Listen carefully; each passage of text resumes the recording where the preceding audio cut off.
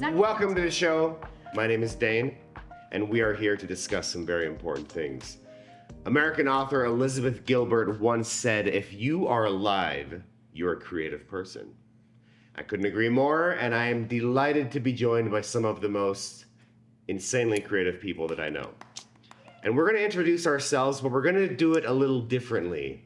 We're going to introduce each other and the things that we find most creative about each other.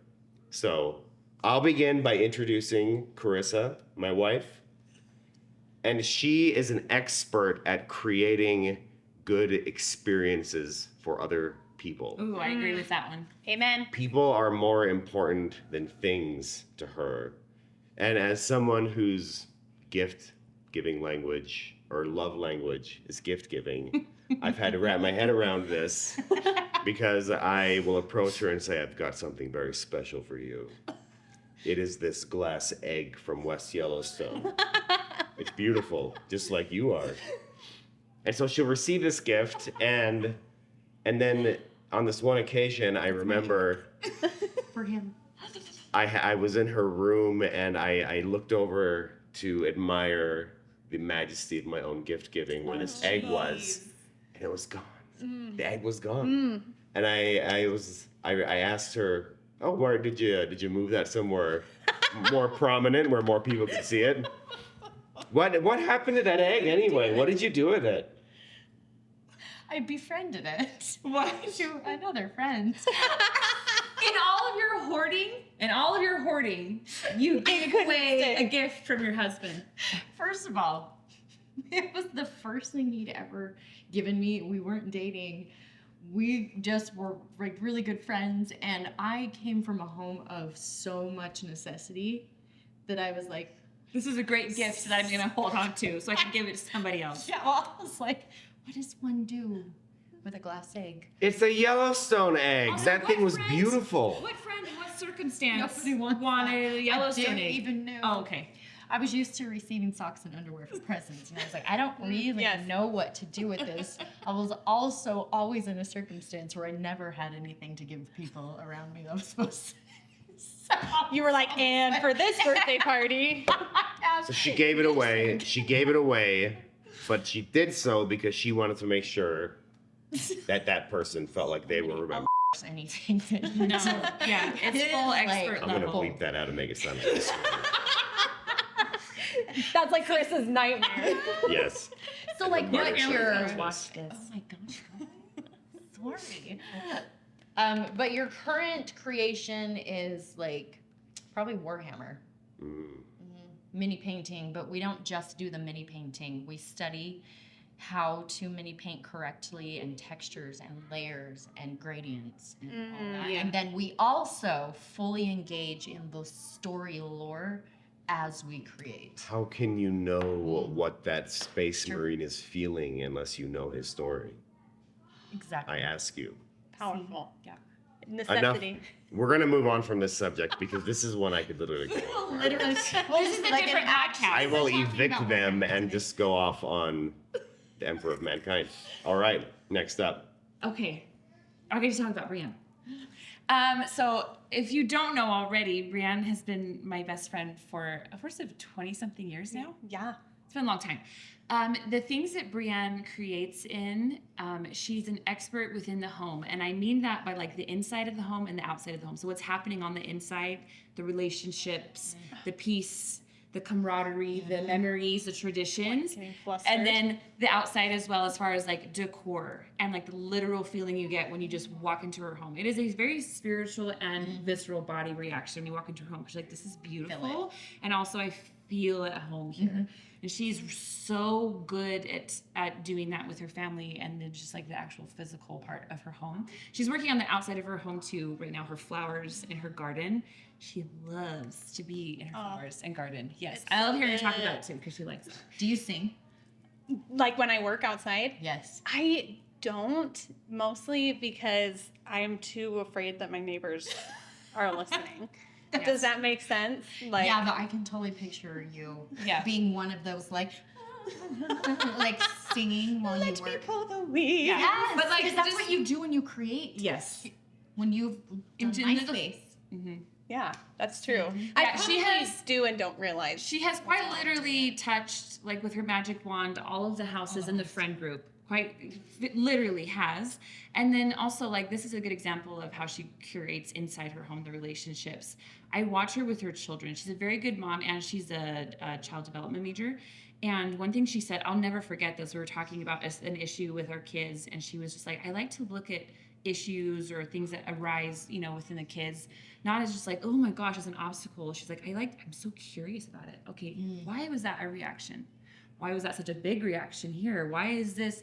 And she just looks at all of that with curiosity rather than judgment, and it creates a really beautiful, loving environment for her family. She creates beautifully in that environment. That seems very healthy. Most of my reactions to their reaction is I'm going to do a bigger and more violent reaction. Mine's bigger. It's true. Yeah. We also have that in common. That's why she's so inspiring to me, because I'm a horrible mom. No, you are. That is not. Oh my gosh. If any of our viewers are familiar with the show Bluey, these animated dogs from Australia, Chili. fabulous show. Oh, Fabulous show, but I can That never watch it without feeling like somehow these animated dogs are 1,000 times better parenting Yes. than I am. Yes. I would agree. It's like They are you wouldn't react that way. No. You'd be screaming right now. But then you hang out with Brienne and you're like, actually. Oh, Like, this is real we're life. real. You guys know. I swear. There are I families swear I that have don't time. throw stuff at the walls. What? Her creativity in creating style within a house too is something that I've personally benefited from. My word, I was gonna say, why Yeah. don't you clip in a video right Of now Dane and just do a little office.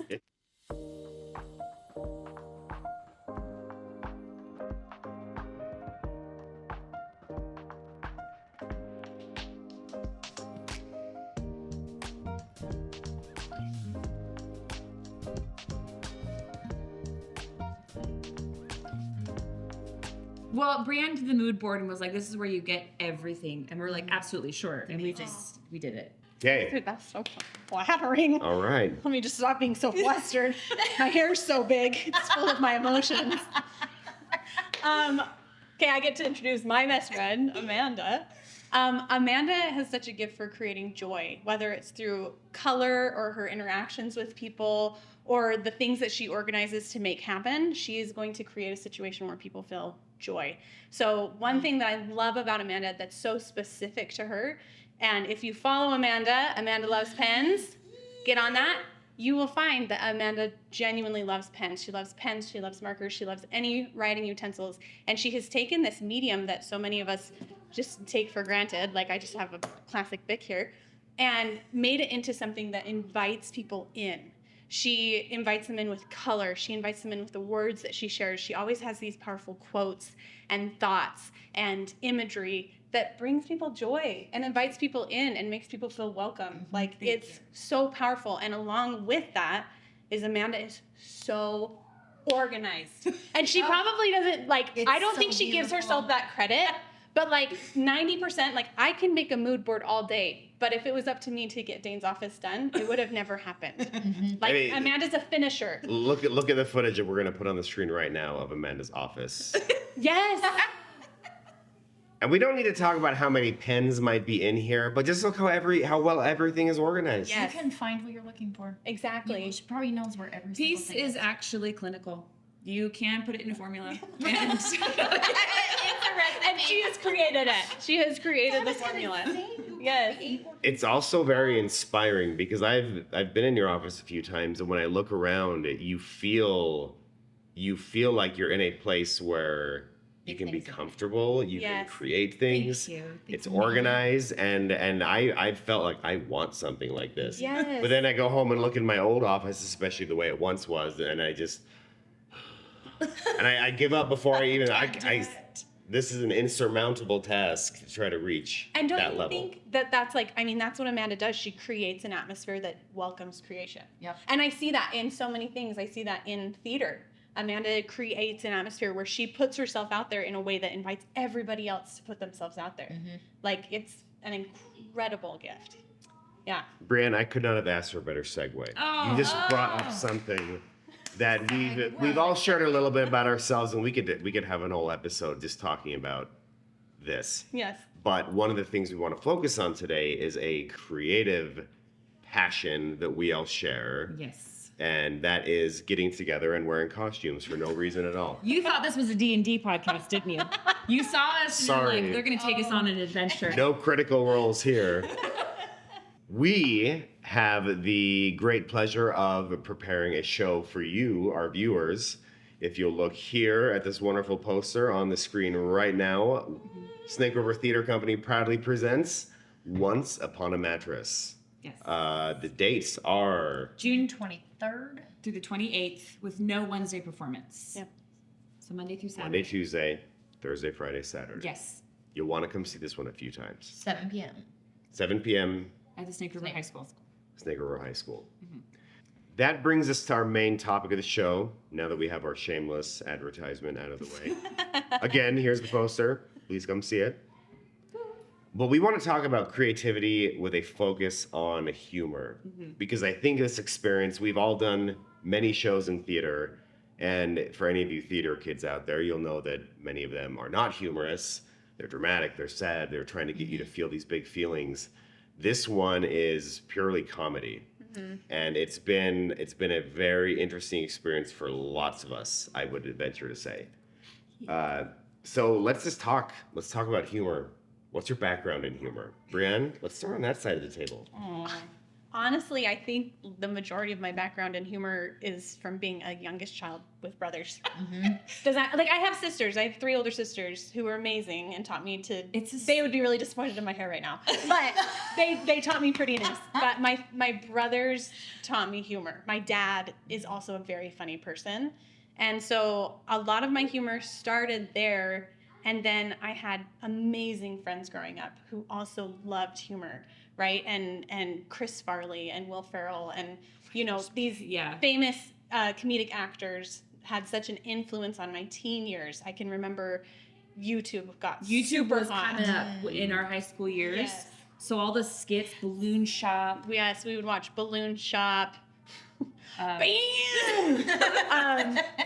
Things like that were, and just really stupid, right? Like very stupid humor, but I latched on to that kind of humor right off the bat because I couldn't be funny in the way my brothers were funny, but I could be unexpected.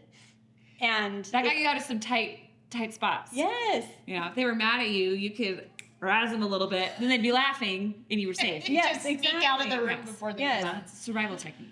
In fact, like in my childhood, my brothers would wrestle on the trampoline and they would let me play sometimes. But I remember specifically one day I was like, "Hey, I want to play," and they were like, "No, you can't, because you always cry and then you always go tell mom." Fair. So I knew how to solve the problem, and I went in the house and I put underwear over top of my pants, and I grabbed a towel and I pretended that I was a wrestler, and I thought for sure that was gonna get me into that trampoline fight. It really just created scorn. But it did grow a thicker skin. But I would say that so much of my background in humor and my life with humor is involved in all of those relationships with people and with funny people. Like, you guys are funny people, and my brothers were funny, and my dad's funny, and my friends in high school were so funny. And I think that a lot of that is where that started. That was my jumping off point. Yeah.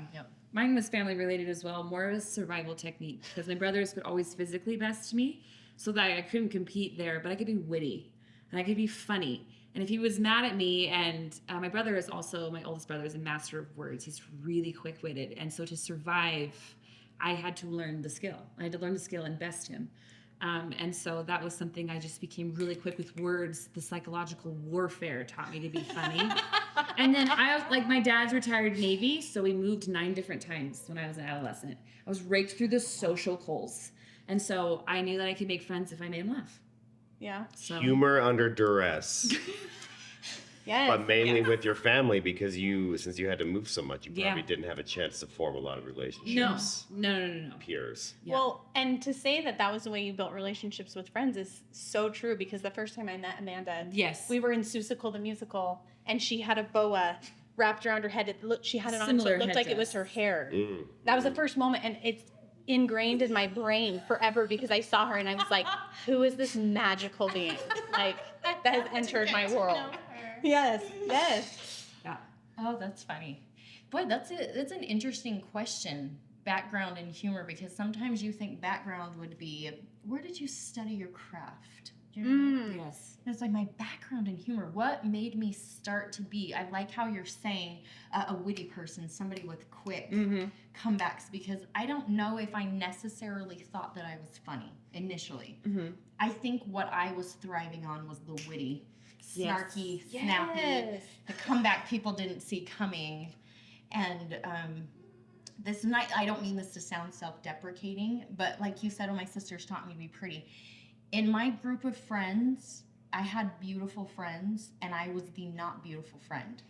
Like, people mistook me for a boy. You guys. No, Dane, I'm with Dane. I got mistaken by a boy regularly as a child. Like, you can disagree all you want, but the community in general, like old people, we shoveled snow at an old people place.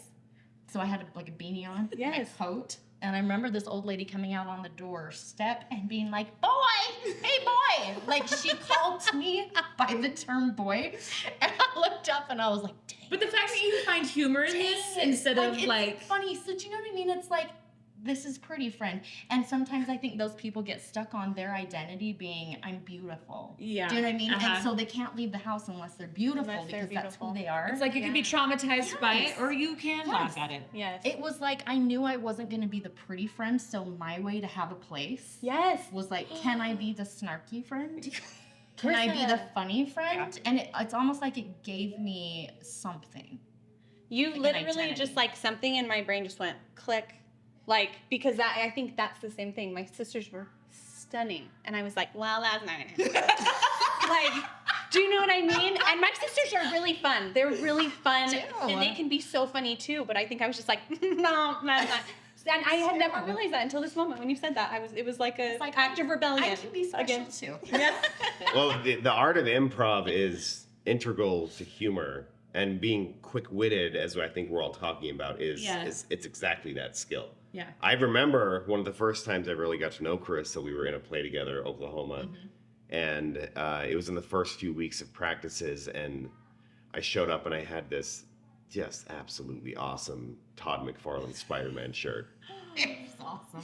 Like the OG Spider-Man, Todd McFarlane art. It was great. Amazing. And we were getting paired up, and this is one of the first times we had talked. We had grown up together, but didn't really know each other. She walks over to me, and I was awkward. I was a weird kid, and I'm like, hi.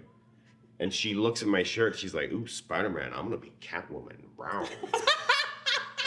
Life-changing moment. Nothing was ever the same. I knew I had to be with her, and it was that quick-wittedness. Anything I said, right back at me, volley right back. And every time that we had those interactions, it was, this woman's incredible. We're getting some really good Dane and Carissa lore right now that I've never heard before. I love it. So it is a real skill. Do you find a high in the volley? Yes. Also, know. I've heard this talked about like with creators. If I'm doing a bit with you, I'm starting a bit, and you don't volley back with me, the energy dies. I'm like, okay, well, so we can't be friends. Got it. I mean, I don't mean to be judgy, but I'm like, okay, are we doing the volley? Are we gonna go back and forth? And the deeper they get into it, I'm like, oh, this is a special person. Like that's how I you see look the at people. commitment, the level of commitment. And then it's like they're just saying yes to all the funny that's coming up right at the beginning. There's no overthought. It's just like I do get a huge. I think that's how a lot of friendships are formed. Yes. Because you will naturally gravitate towards those people that you're able to riff with in those ways. Yep. And then you're suddenly enjoying being around them more. Yes. Yeah. And that's my background, I think as far as my background in humor, the earliest memories I have are doing these like role plays with myself. I also grew up as like I was the youngest for 8 years. And so my older brothers, they in my mind, they were these 80s and 90s like icons. They were like the kids from the Breakfast Club or, Back to the Future teens. Like they were so cool. Everything I wanted to be. All I wanted to do was watch them play with their Transformers and G.I. Joes. And of course they wouldn't let me because you don't let your dumb old brother get in on that. You should have put some underwear over your pants and put a cape on. That actually would have. Well, I'll get to that. I did that much, but I got I loved just to create scenarios in my head, and I loved to see how realistic I could make them. And then and this sounds like I like thrive on some kind of deceit or lying, but I would like to play tricks on my mom.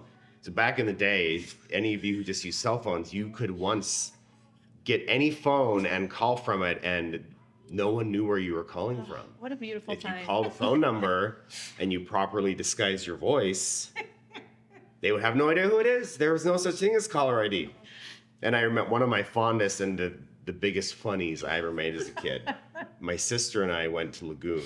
It's an amusement park in Utah. And we were bored from the rides. And so we found a quarter on the ground, put it into the phone booth. I called my mom, and I was probably, I don't know what 10. 13, 14, maybe. Older. And I disguised my voice in my best, grizzled police detective, police officer. No. And my mom answered the phone, and I said, "Is this Anla Christiansen?" She's like, "Yes, it is." And I said, "Ma'am, I'm so sorry. There's been an accident in the park." Dane.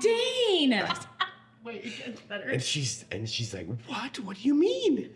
And I said, "Ma'am, I'm sorry to say, but your son was riding a ride, and ma'am, our facilities just aren't meant to handle that kind of weight. The cable just snapped." I was kind of a chunky kid, and I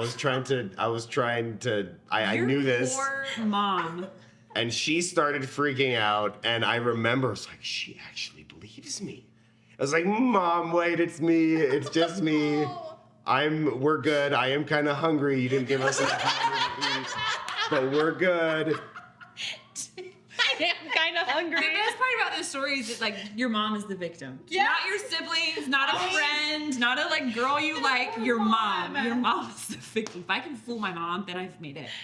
But it was. I remember thinking, it's like that was really fun. It's so fun to lie to people.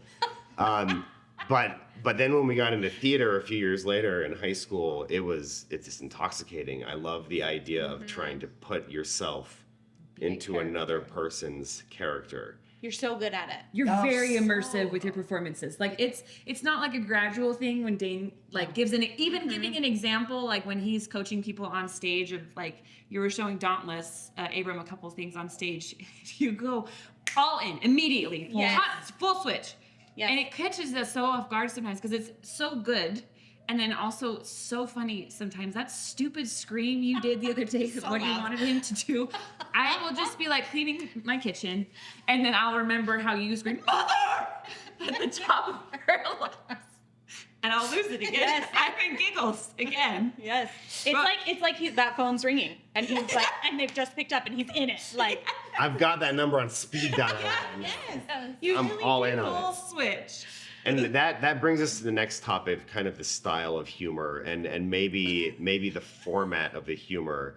But I fully believe that the best humor is one that you're willing to go all in on. Because if you don't believe something, nobody that's watching you is going to believe it either. yes. Well, yeah, and we talked about this too, like how humor is probably one of the more vulnerable arts. Like serious or I don't know, all the other genres just left my brain, but humor is one of the more vulnerable ones because you have to be all in and you really have to just have no pride, no vanity about your performance, and that's really hard to do. I think that also is so vulnerable because there's an audible way for you to know if you're doing it well or not. Oh, yes, good point. Like, if you're playing something serious up on a stage, you have no expect idea quiet. what that audience is thinking. Yeah. But if you are trying to be funny and that is crickets, it's immediate. And it gets in your head. I also do think, though, with my ADHD brain, a lot of times the jokes that I throw out or the things that I do, I laugh at because it's not a premeditated joke. Sometimes it's just like out there and I'm also hearing it for the first time. Does that make sense? It's like, okay, I'll throw that joke out there, but that was funny to me, so I'll laugh or whatever. Like, I laugh at myself all the time like an idiot, but like just the way my brain works, I'll just throw it out there. And that's also the first time I've ever heard that joke. So Yes. It's one of those things in theater. If anyone's been on stage before, you'll probably recognize when you're on stage, the lights are in your face, and it obscures your perspective of the audience. So in some ways, you don't have to look at them. So the audible cues that you described are certainly still there, but being able to see them, it's nice that you don't have to deal with that. Yeah. Yes. But as far as being all in on your humor, it's something that you have to practice for, because there are a few times when I've stepped off the stage and I get close to the audience seats and you kind of come under the perspective or beam of the lights, and all of a sudden you can see all their faces. It's like, And you're right there You got next to lots them. of thoughts. Yes. And then when you have like your older brother or something, staring at you. you really have to go all in on what you're trying to convey in the emotions to keep yourself from breaking or not let it affect you. Yes. Yes. Also, do you think humor is hard because it's reactive in the moment? Other emotions are something that can be mimicked, perhaps, and Yeah. parroted. But if you try to mimic and fake humor, it never You lands. have to be real funny. You can mimic and fake tears. Yeah. You can mimic and fake big smiley happy. Like those kind of emotions seem to be an easier thing to teach and have somebody parrot. And if it doesn't come across as natural, maybe it's a little more palatable. But if somebody tries to be funny and it doesn't come across natural, it's not funny. Yeah, because they're kind of removing themselves from that. can't Because if you're trying to save be it. funny, then you're not doing something funny. Like you're not Yeah. you, the person. It's like it yourself. has to just happen Yeah. spontaneously. And the so timing. it's hard to coach. Gotta get the timing right. Oh, And some people are really inherent with it, Yeah. and you're jiving, you get it, you get into the Mhm. flow. And other people's, it's definitely like, okay, we're gonna have to block that a little bit. So you don't Yeah. expect that sometimes. yep. Eh, Hard to teach. like you described earlier, the best humor is the ones that takes you by surprise. Yes. When what you reactive. mentioned, when you have these moments where you're in a group of people and you suddenly think of something funny and you think to yourself, now's my time, and you throw it out there and it's just a home run. Everybody's laughing. It's fantastic. And you realize that you've created something, this special moment, but then later somebody says, oh hey, that funny thing you did the other day, do it again. Do it again right now. No. In front of this entirely different group of people. Go ahead and do that again. That's the thing I'm most insecure at. It's like Yeah. all the creativity just drains away out of me at that moment. It's like, but I didn't have my own special journey to get to this moment of Also, humor. the setting was right, the ecosystem, the stars were aligned, and none of that's happening right now. Yeah, like And also, Jupiter- Chuck's here, and Chuck's did worse. Yeah. you know that Chuck acts this way when Jupiter's in retrograde. This bit will never work for him now. I think that is my most insecure form of humor in those moments when I get called out on something I wasn't expecting. Yeah. It completely takes me off guard. Could you please recreate for the podcast the scream that you did? Scream mother Right now, at the right top of your here. lungs. No. Exactly. I know, I do it to him all the time. Do that thing, it's so great. When you talk like your mom, it's so funny, you should do it. Good thing you did it. Or you got it spontaneously and I didn't ask. It's so great. It goes back also to the type of friends that you have, because there's friends that you all are on the same wavelength to such an extent that if I throw this YouTube video into chat, they're gonna love this. Yes. But then Yeah. you get these other moments where somebody who's, they're your friend, but they're maybe not your closest friend. They're like, look at this video. And they put it right in front of your face, and then they just watch you to see how you react. The This expectation is good, isn't it? gruesome. This is Yeah. really funny. I have to say, I'm a pretty easy laugh, though. Like, Yes. I love laughing. I'll laugh at most stuff. I do have, like, a level of, like, if it gets too crude, That's my you're not going to cutoff. get a laugh from That's me. my cutoff. I will admit, we all know I can be crude. But I do have, like, a level. But I agree that there are times where people are like, I want you funny. Like, I want you to laugh, or I want you to perform. And it does. It puts a pressure on it that makes it. Mm-mm. Yep. Yeah. I said, yeah, the organic stuff is funny. Like, we came across this video. I'm going to send it to you. Take your time with it. Watch it in your own space, please. Be in the I right need you- headspace. Yeah. Make sure you're wearing headphones. So the audio is way better. What style of humor do you most enjoy? Oh shoot, that's a hard one. I actually had a thought the other day because we were talking about your scream. It really has made it a whole spot in my head lately.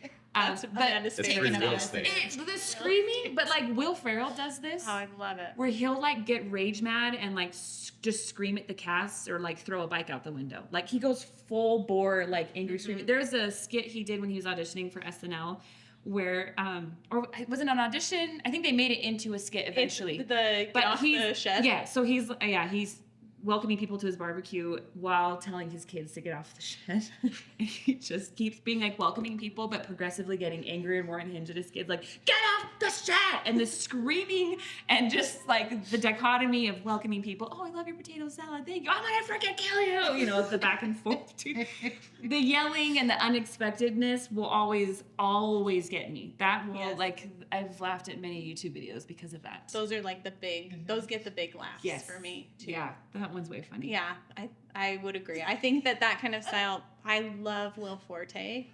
I love him, you guys. I just think he's really unhinged in his comedy. And it's just like there's not a rule. Does that make sense? Yes. Like and I know in real life, I watched an interview with him and Amy Poehler on Amy Poehler's podcast, Good Hang. And I know in reality, he's a real person who like has to overcome the obstacles of humor. But when he is in it, he's so all in, right? And so like I really love like witty, you know, quick wit humor as well. I love volley and things like that. But I'm a lot like Amanda. Like when I'm watching something, the thing that's going to get the big laugh from me is when someone unexpectedly is like, tables, you know, or something like that. Like those are the things that make me laugh. I think like I love it when people drop a joke, but do they call it a dry sense of humor? I enjoy that too. Like oh my gosh, the guy who plays Monk. Do you remember that show? His name's Adrian in Monk, but I can't think of his name in real life. He's Antonio. He's a taxi driver, Antonio in Wings too, but I can't.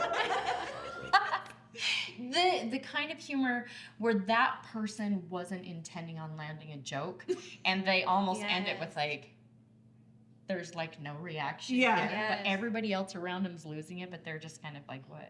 They're unfazed because they were sincere almost. Yes. Yes. That makes me like, I'm trying to think of shows where I just can't stop laughing. And it's kind of like stupid humor. And I wonder if that's how I come across and I confuse people. Some of the younger kids at work were like, I'm just joking around. I'm just joking around being sarcastic. But one day, the one boy who got brave enough was like, I can't tell if you're joking or if you're serious. I don't know how to take you. And I was like, oh, I'm so sorry. I'm actually very nice.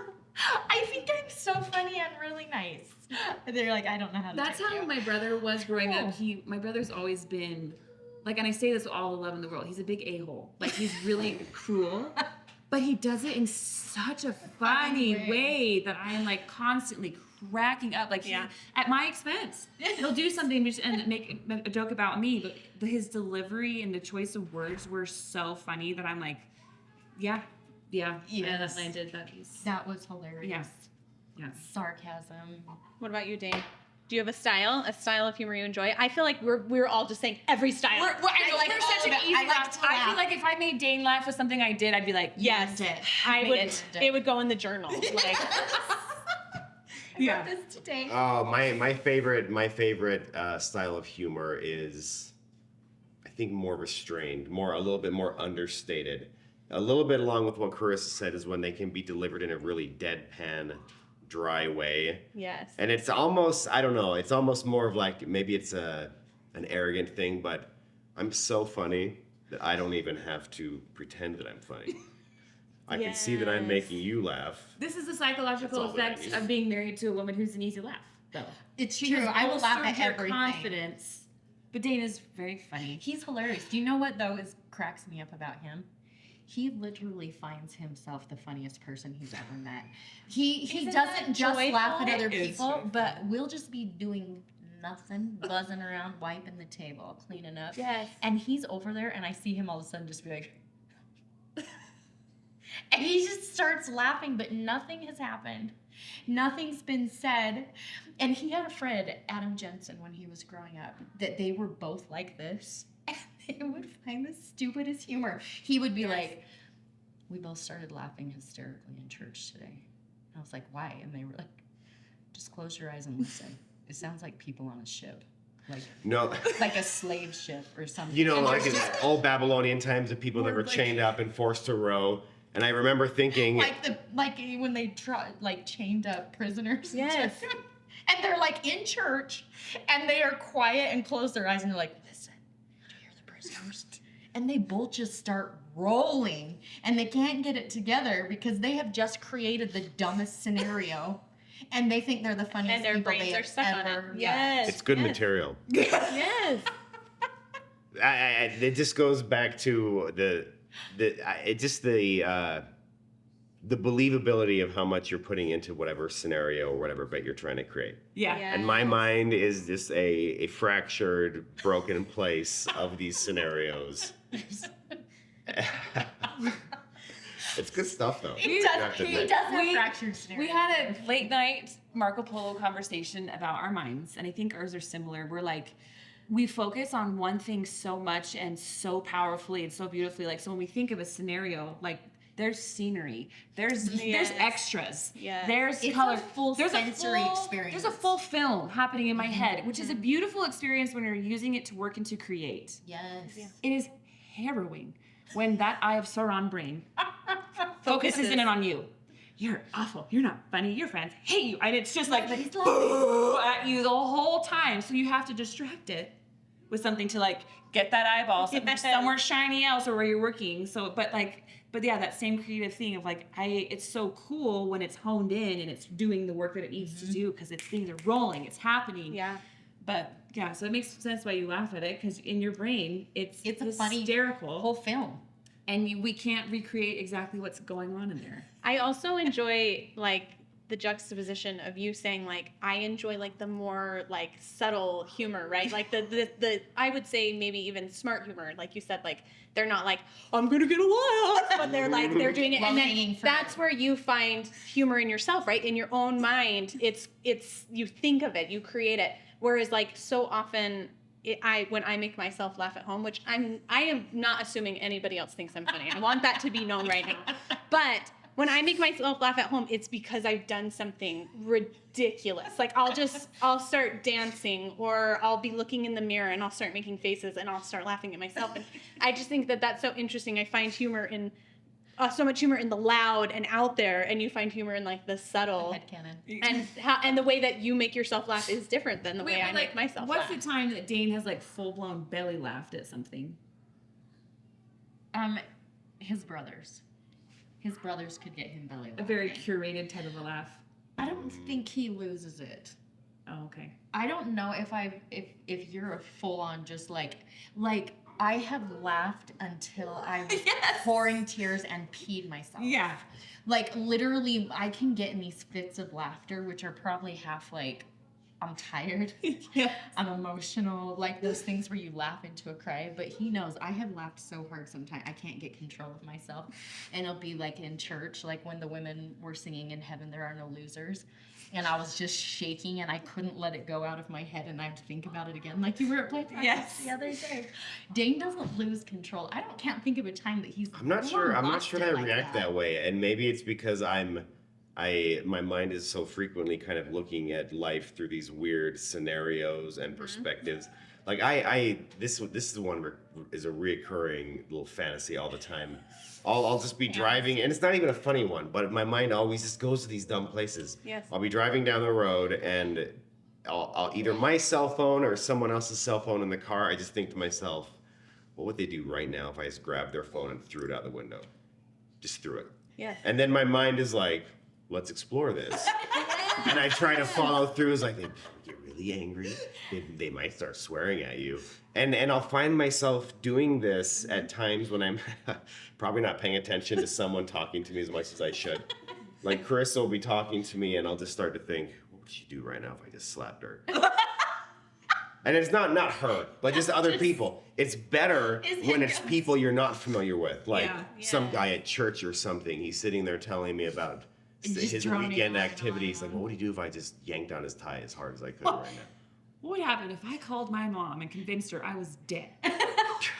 I'm going to play that real life. Because I was too fat for a ride. It's like very active daydreaming. Like you're not a passenger. You are the driver. It's true. Let's flesh this out. To describe his humor. Yeah. Yeah. There's been a few times when I feel like I was overcome with laughter, and it's almost a weird, exhausting feeling, and my body at some point is like, We don't like you need to stop, like get control. of I'm so yourself, sorry please. because it's a great like feeling over here. he honestly does not love most curated media that's full intention is to be humorous. He will laugh at next to Thank you for bringing that up. That was our next topic. Interesting. What do we least enjoy?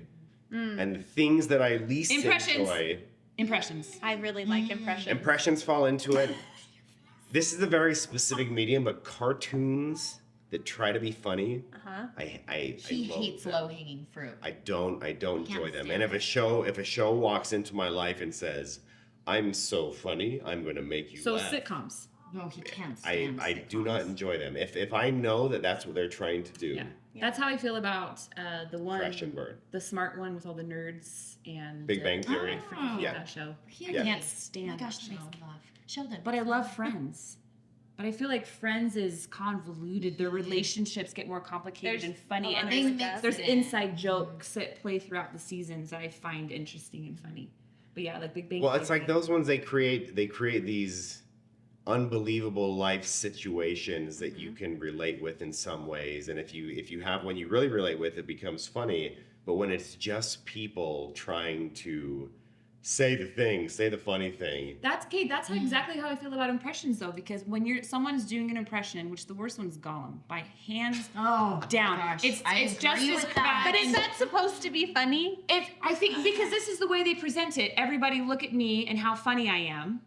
And I am instantly just turned off because real humor to me is just like, I'm in the moment, I'm being silly, or like, I'm going to this joke because it's happened because of a conversation. I'm going to throw this one-liner out there that we Triggered it in didn't my brain. expect, and Yeah. it was hilarious. So impressions to me, there's very few people that can do an impression that feels like authentically funny. Like they pulled it out. Most of the time, it's just like that kid in the back corner of high school playing Hey There Delilah 300 times because he wants someone to walk by and notice how good he is at guitar.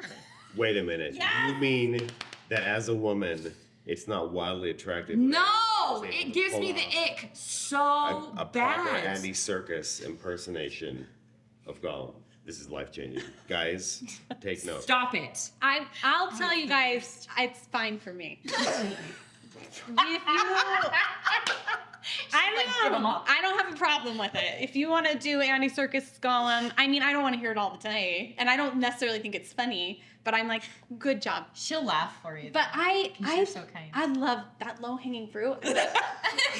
I love impressions. I love stupid cartoons. Slapstick. I love slapstick. I Like, love slapstick. very- She's so good at it too. Oh, Brianne's so I'm good at slapstick. So pleased by that comedy.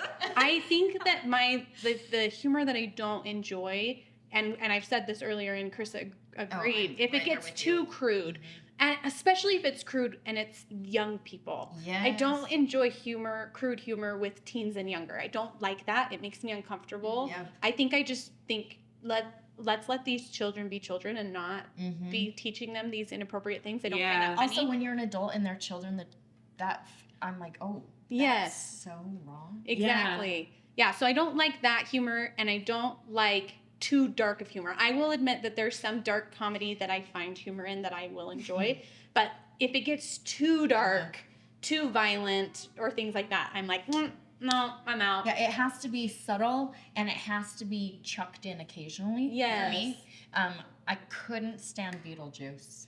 I And couldn't stand it. I got that for these pajamas, by the way, 9 times up in People practice. backstage, I know that that's They're like, you unpopular. look like Beetlejuice. You look like Beetlejuice. And I Brianne's like, know yes, that. thank you. I've heard that. You know what though? I've just played into it. I've just been like, I try and do a did face Beetlejuice impression. I won't do it because Amanda will throw That's up. not okay. No. Like, I don't mind if people are like impersonating their family for the story, or like you're doing a Yes. funny voice for your I'm just husband, teasing. you know. But like the constant being like, oh, he does an amazing this and this impression. Do it, and they're like, Or they And they do go it, and then there's they this do at it the all end. the time. Do you know what I Yes. mean? Where it's like everybody pauses and stares at you. They're ready for your big laugh, and you're like, I don't know why. Maybe it's just some unresolved childhood trauma. I don't know. It just makes me cringe so bad inside that I'm immediately put off. I don't want to be here anymore. I'm going to go home and wash this all off because it's awful, and it just makes me cringe so See, bad. and me and my husband literally have had times where we will sit and work on impressions. Like I'll be like, all right, Luke, I wanna try and do Christopher Walken, and he's like, you give it your best shot, Brienne. You know, and I can't do Walken. I know I can't, but I want to try, right? And the only thing I've ever successfully done an impression of is Clarice from Silence of the Lambs. So it's the best impression I've ever done in all of my life. It's very niche, not comedy even. But like, will it shed some light too? I also don't like it when singers get up there and close their eyes while they sing their song. Who do you think you are? I'm scared of the Are audience. you? I'm sorry. I thought this moment was for us. If you're gonna have a private moment with yourself, go to your green room and figure it out. But like, we would like some invitation to this. Hold on, I need to write that down. Sorry. Keep Just a second. eyes open. That's not. I'm not trying to like. But that I don't mind the impressions that there's authenticity to it. There's an invitation to the humor. We're like all enjoying it, but when it's very performative, it's very off-putting. Yep. Well, it's almost like they're insinuating that they're telling you that you're enjoying this without you making that decision for yourself. Yes. It's disingenuous. They're almost taking your right to decide for whether you like it or not. Yeah. When they How do when you they feel show about laugh tracks then?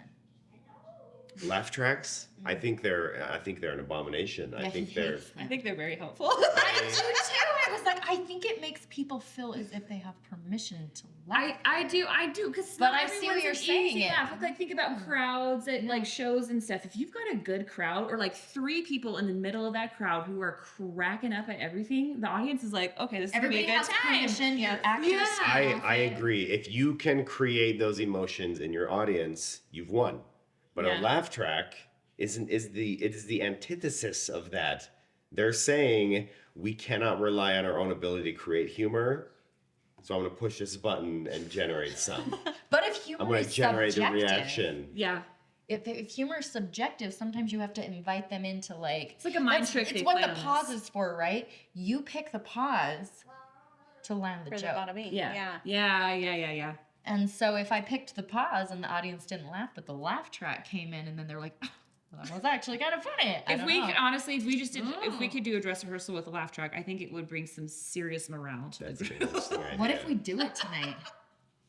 Just Don't have, let people like- know. That would rely on our tech crew quite a bit. And that'd be a Wait, whole who new. could we put in the audience with Dane's phone triggered to laugh? Honestly, I think if your brother just came and sat in the audience, you Yes. would have everything we Yeah. did. That's true. Yes. Yeah. My brother Alex is fantastic. Oh, laugher. he's a Yes. fabulous. fabulous. Him Fabulous. fabulous. Neil is a fantastic. Yes, she laugher. is. I Yes, love she is. that about her. She will laugh at all of the things. Yes. And she does it unabashedly. She was Yeah. doing it last Saturday at Yes. practice, and it was helping. Or Friday. Yes, she laughed at something I did, and I felt myself physically be like, Like, Yes. funny. yes. I went down and watched the scene with you, the jester, and the minstrel. I'd never seen it full because everyone was there, but I genuinely was laughing It's out loud funny. at most of it. It was so funny. The facials, like they're handling you, Yes. and you think you're handling them. It was really, really good. I genuinely laughed out loud at those ones. You'll have to come see for yourself. If we get Yes, humor please review. come see the show and be a good laugh. You know what's funny? It makes the queen part for you actually kind of so perfect. If you're saying, I love in Will Ferrell's shtick where he's talking nice and then yells, because that's what makes me laugh is when the queen Yes. is like, shut up, and then goes back to what she's, those just like all of a sudden out of nowhere interruptive. The part where you look at Mabel and you're like, don't look at me like that. Like, what did you say to me? Get out of here. Get out of here. I want to look at you. Yes, That's just like, it's a good part for you. Yeah. If you Yes. find that I do funny, find that so funny. because then you land that humor in your part, because your part's kind of written that way. Yeah, it really And is. you're landing it all perfectly. Yes. She's back and forth between Perfect. like it's normal. Like it's normal that I yelled at you with an unhinged Yes. face. And then I'm back to doing what I was doing. Yes. Like, And Unfazed. perhaps Unfazed. the queen wasn't written to be the comedy of the show. But Maybe you a made little it bit, but you make She's it made it. so funny. big time. I find her mannerisms very funny. So it's easy, I feel like, to pull that out because I do find her very funny in the script. That's the best thing about acting is the storytelling when you fully invest into a character. yeah. That you're able to convey the same emotions you're feeling. If you can get them to feel what you're feeling, that's success on stage. Yeah. This brings us to another good topic. What do you find thwarts your ability to be humorous? This. or to be creative? Oh my gosh. The imaginary No. audience. Right up here. Right up here. Yeah. The non-existent audience. That I too. feed off feedback. Yes. I'm Also, a words of affirmation person. if I Therefore, if I don't feel safe in a relationship, like if I'm with some or a group of people who have previously judged me or I feel like are judging me, sometimes that's all up here. I don't feel like I can open. I feel like I'm two very different people in the world, and that gap gets wider the older I get. But like with my friends, I'm very affable. I'm very joyous, and I've got lots of energy. And then with people I don't know or don't particularly feel safe with, I'm just shut down, big time. That's because I don't want to put the energy into pretending, or like I already know that not that I don't want to be friends with you, but like I don't see. Anyway, but it going. yeah, I just am like the waste energy a little bit, and also it's very much up in my brain of like they don't like you. You're awful. Your jokes don't land because you're silly and stupid and a baby, you know. So it's, before you let. I think what hampers me when I think that about the people that I'm with also is that in order for me to feel like I'm actually funny, it's the flow. It's everything impulsive. When I get around people I don't trust, I second guess everything I say before it comes out of my mouth, so I don't let myself be impulsive. Yes. So then it's not funny because it wasn't like I'll stop anything that could have been initially possibly witty, and I'll second guess it all, and then I'll clean it up and snip it together and tape it. and it takes too long, and then the moment's Yep, passed. done. Yes. Brienne's had multiple occasions that are hysterical because she's just funny and impulsive humor all the time, I feel like. And there were those who don't receive it well, nothing against them. Yeah. But her brain doesn't think, oh, that's not going to land well. It's just like, this is a funny, everyone's going to, right? It's just like you give everyone those the moments when it benefit of works. the doubt of like, everyone's going to think this is funny, but I think I'm like, my brother is gonna laugh at this. Like, does that make sense? Like, if he's gonna be laughing in the audience, it'll be funny. But I can't tell you how many times you've Marco Polo me and been like, oh my gosh, and it's always at church. You do something to someone or you crack a joke to someone time. and it doesn't land well. so And I many cringe times. with her, but I also am just like dying laughing because I wish I had seen the interaction between the Because the person. awkwardness is almost as funny. Well, this is her solution though. Usually people will be like, I double down. She doubles down. She double down. goes for the kill. Be like, no, I'm gonna make you laugh. So many times. And sometimes the double down does work. But there are a few occasions where they hold firm and it is not funny and you've made it worse. I think that moment in Hot Rod when Andy Samberg's character is falling down the mountain and then he just keeps falling and it's funny at first and then it stops being funny and then it starts being funny again. I think my subconscious brain does that. My subconscious brain is like, just give it a second. Just keep going. And Listen, they'll catch up with you. yes, and inevitably that leads to me pretending to juggle in front of a group of 12 to 18-year-old girls because I'm so desperate to like get Salvage it. this. Yes, I'm like, I will save it. And then I'm like, I'm so sorry. We are 45 minutes into the hour. But the funny thing is to me is it's mostly, and this is not, but it's mostly adult men. I say so many stupid things. I think I don't talk to Dana as much as I would in my normal life because I'm like, I'm going to say something dumb. This is my worst crowd. I think it's because I get really comfortable because I'm super comfortable with my brothers and my dad and I want to make guys laugh. I don't know, it's stupid. There's no grounds to it. Maybe just because I like to make my brothers laugh. And so I will say the dumbest things that I will immediately wish that I could suck back into my soul. Yeah. I get that. I've always felt more comfortable conversing with women. I'm not a huge sports guy. I'm not a huge outdoors guy. Yes. A lot of people around here are. Yeah. And I don't feel like I can ever really fully get on board with a lot of the typical guys like that. So I totally get it. Yes. One of the things that I've been thinking a lot about over the past several years in regards to humor is the idea of restraint. Because that's one of the things that really turns me off to funny shows, cartoons. Yes. Is because they have this limited time window and there's no restraint in all their jokes. 760 Thor jokes around. Ragnarok, not Ragnarok, the last Thor movie that was made. What whatever it's called. Not Ragnarok, but Taika Waititi directed. Yes, this and one I as was well. really excited for that reason. Yeah, Yes, I Because love so it. much of his other material and all the work that he did with, the guy who's the crab in Moana. He's also. Jermaine. Yes. Yes. I love Jermaine Jermaine. Clement. Yeah. Yep. Those guys have done a lot of work, and I love his sense of humor. That understated Yes. when he's the crab, he's Yes. like, "You'll never get away." Oh, but you are running away right now.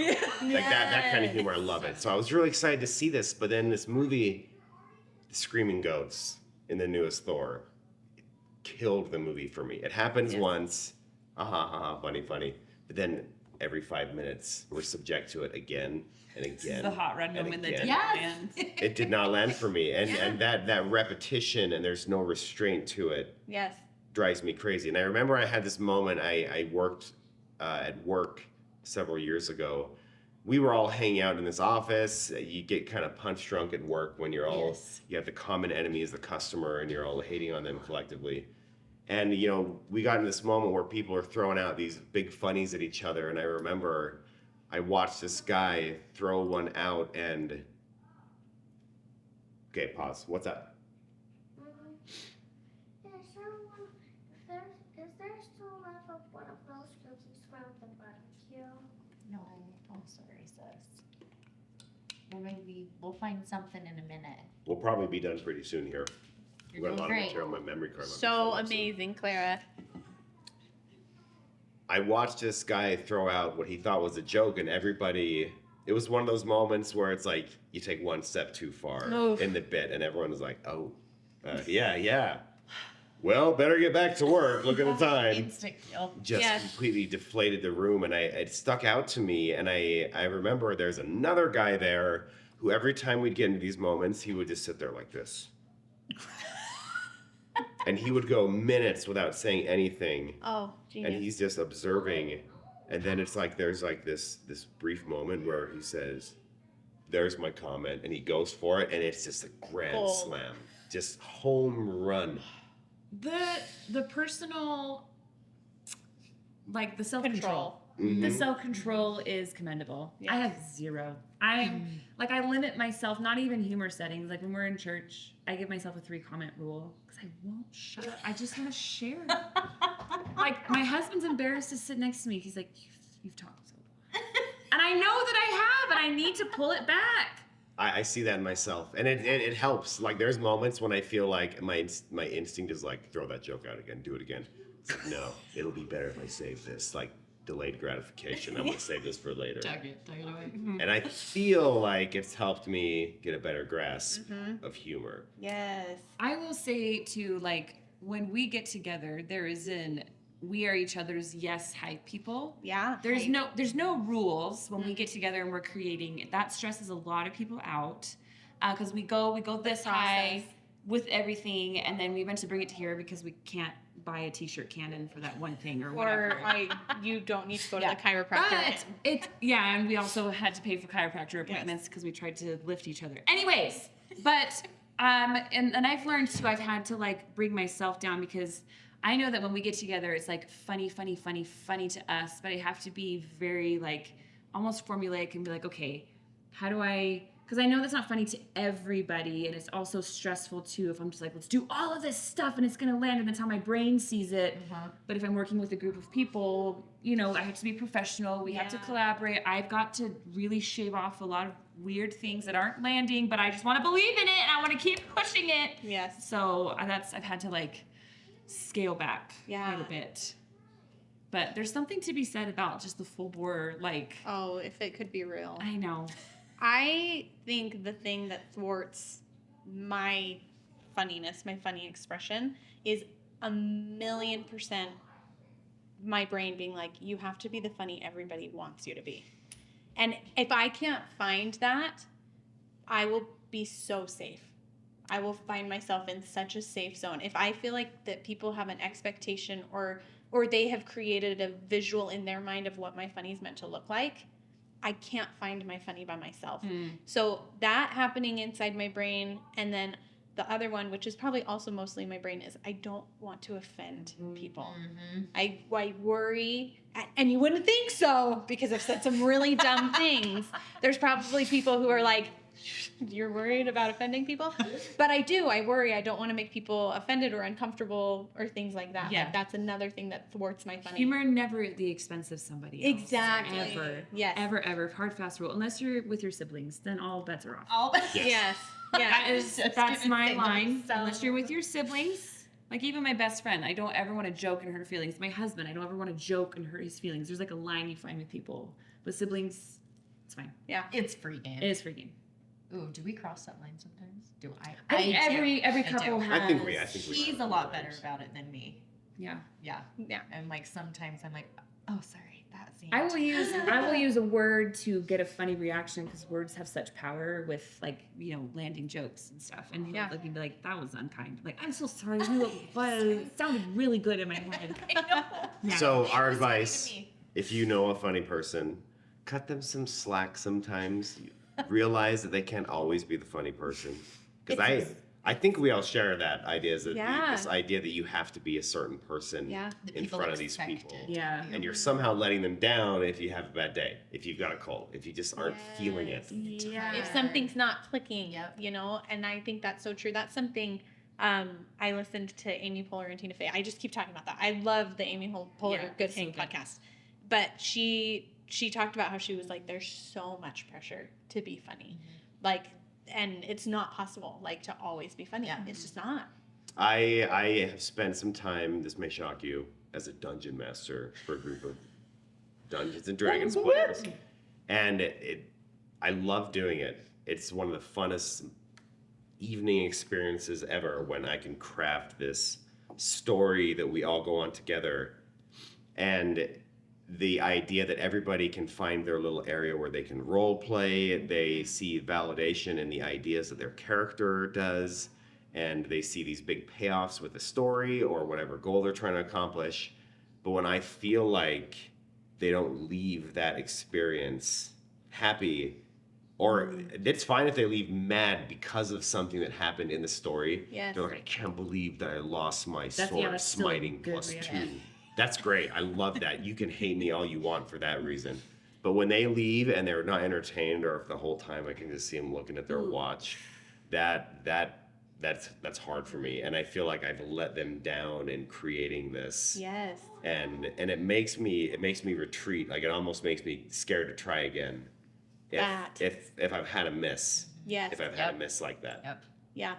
Especially if you've landed in the past. Does that make sense? Like, when it has been successful in the past, you set that bar for yourself. Yeah. So then when you miss next time, you're like, oh, shoot. Oh, that's so true. I'm better than that. That How do can- I redeem myself? Or that might happen again. That can even happen in a performance week. Where Yeah. you have a night with a great crowd and everything lands, and then you get quiet night. There's always a dead night. Yeah. And you're just like, that was an Gotta awful double show. down. I did a terrible job. That Yes. was an Shit. awful show. All right, pants are coming off on this one. How many times can we spank people's butts on their exits? More fart tracks. Get them out. Code red. All the fart tracks. Code green. Code green. I feel like I get good practice in that in my relationship at home though, because my husband, he does think I'm funny, but it's really hard to get like a full laugh from him. So when I do, I'm like, Got it. I'm the funniest person in the world. But yeah, I live for those moments. Yes. Yeah. So we've talked a lot about humor today, what works, what doesn't work. We need you to come and let us know if what we're telling you, that didn't work at all. This is the beauty of humor. You have to keep it in now so they can see it. They can see you mess up. They're still gonna love you anyway. Super real. Yeah. Thanks for stopping by. We'll see you next time. Thank you.